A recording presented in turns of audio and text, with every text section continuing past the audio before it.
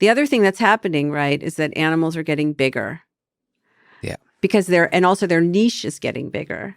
Well, this is just sorry to take a tiny tangent on the niche thing. It seems like the niche is getting bigger, but not just bigger, like more complicated, like shaped in weird ways. So like predation seems to create like like the whole world becomes your oyster, whatever. But like you also start to carve out like the places in which you can operate the best. Yeah, and in fact, that's absolutely right. And in fact, some scientists think that theory of mind, your ability to make inferences about the inner life of other creatures, actually developed under the selection pressure of predation because it makes you a better predator.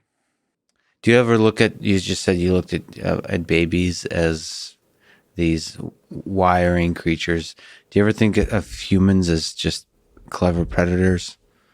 Like that there's underneath it all is this the Nietzschean will to power in all of its forms, or are we now friendlier?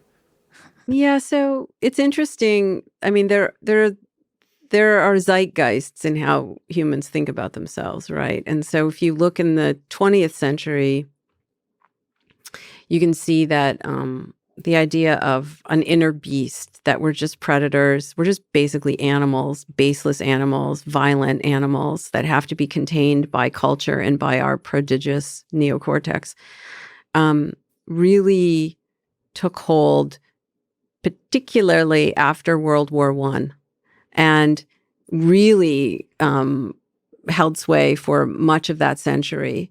And then around, at least in Western writing, I would say, we're talking mainly about Western scientific writing, Western philosophical writing, and then late '90s maybe, you start to see books and articles about our social nature, that we're social animals, and we are social animals. But what does that mean exactly?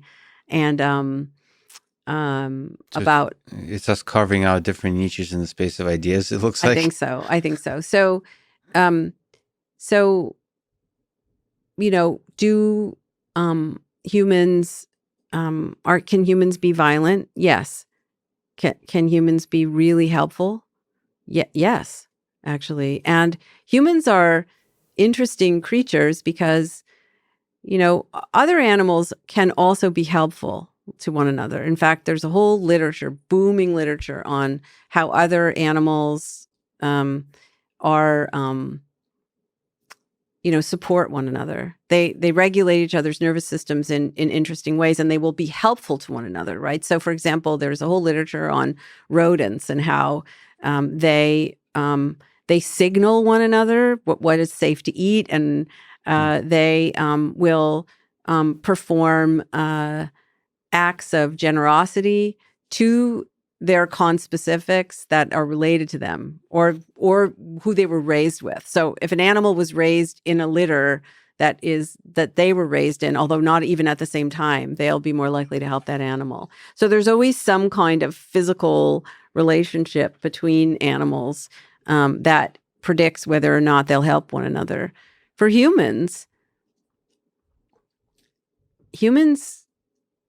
we have ways of categorizing who's in our group and who isn't by non-physical ways, right? By just something abstract like an idea. And we are much more likely to extend help to people in our own group, whatever that group may be, at that moment, whatever feature you're using to define who's in your group and who isn't. We're more likely to help those people than even members of our own family at times. So humans are much more flexible in the way that they help one another, but also in the way that they harm one another. So I don't think I subscribe to,